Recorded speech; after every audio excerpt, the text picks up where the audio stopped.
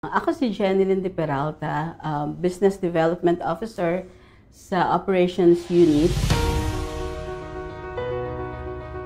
Yung first year ko sa PBSP, meron isang proposal na ginawa kami. I think it's the Governance and Local Democracy na sobrang intense na parang yung pag-submit nun, para akong ma-heart attack.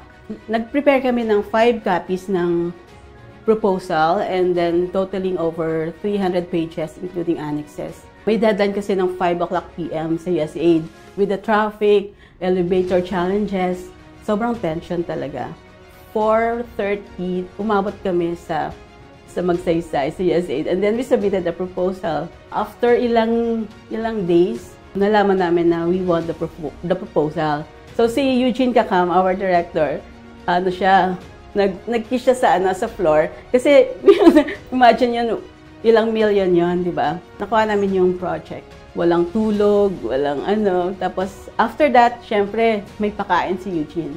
So, yun yung best na nangyari sa amin during my early tenure sa PBSP. Yung Mount Pinatubo project yun eh. So, nagpunta kami sa field ni Eugene. Tumakay kami sa PBSP na van na open sa likod. Tapos, pagdating namin sa Mount Pinatubo, sobrang tigas ng ulo na ng buhok namin kasi yung ng ashes ng Pinatubo napunta na sa amin lahat. Tapos si Sir Eugene, sobrang puti ng mukha. Tapos, yun, masaya yun kasi parang sa research, hindi ka maboboard kasi maraming trabaho.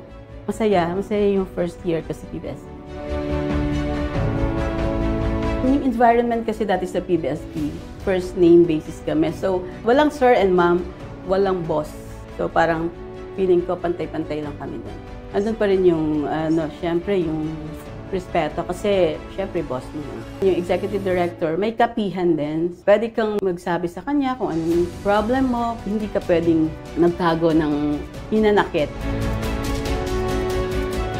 Nagkasakit yung anak ko that time, diagnosed na may cancer siya. Kailangan kong mag-monitor sa kanya, kailangan kong attend sa kanya for almost a year. So, feeling ko, magre-resign ba ako or ano? Pero kinausap ako ng boss ko na, pwede kang leave ng 6 months.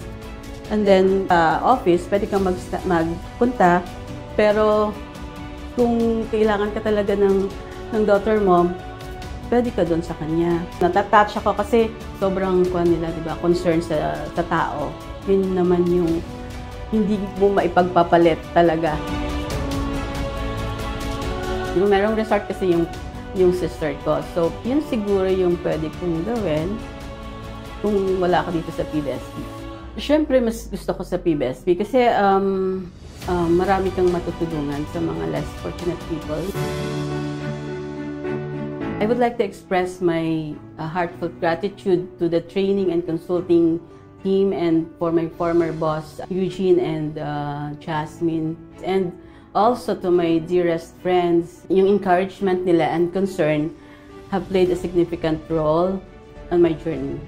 Lastly, yung the operation team, especially Tin, for her support and trust. Thank you so much. My advice to those coming up in the company, if your primary objective is wealth accumulation, this is not the right place for you. But if your passion lies in contributing in the betterment of less fortunate, then you're in the right track. Thank you, PBSP, and thank you for being my comfort zone for almost 20 years. And have a blessed Christmas. Ako si Jenilyn De Peralta, 27 years of service in PBSP.